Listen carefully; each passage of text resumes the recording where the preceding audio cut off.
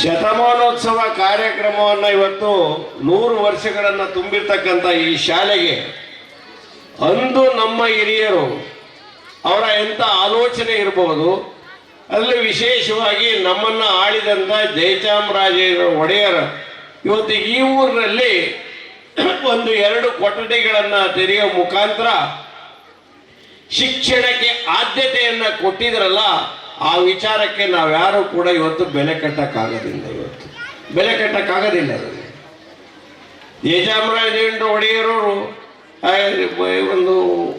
ಇವತ್ತು ನಾಡಿನ ಉದ್ದಗಲಕ್ಕೆ ಶಿಕ್ಷಣಕ್ಕೆ ಒತ್ತು ಕೊಟ್ಟಂಥದ್ದು ಇರ್ಬೋದು, ಉದ್ಯೋಗಕ್ಕೆ ಒತ್ತನ್ನು ಕೊಟ್ಟಂಥದ್ದು ಇರ್ಬೋದು, ಅನೇಕ ಫ್ಯಾಕ್ಟ್ರಿಗಳನ್ನು ಮಾಡೋ ಮುಖಾಂತರ ಇವತ್ತು ನಾಡಿನ ಉದ್ದಗಲಕ್ಕೆ ಬಹಳ ಜನಸ್ನೇಹಿ ಕಾರ್ಯಕ್ರಮಗಳನ್ನು ಮಾಡಿದಂಥ ಯಾರು ಒಬ್ಬರು ಈ ನಾಡಿನಲ್ಲಿ ಇದ್ರು ಅಂತ ಹೇಳಿದ್ರೆ ಅದು ಜಯಚಾಮರಾಜ ಒಡೆಯರವರ ವಿಚಾರವನ್ನು ಅತ್ಯಂತ ಹೆಮ್ಮೆಯಿಂದ ಈ ಸಂದರ್ಭದಲ್ಲಿ ನಾವು ಹೇಳಬೇಕಾಗ್ತದೆ.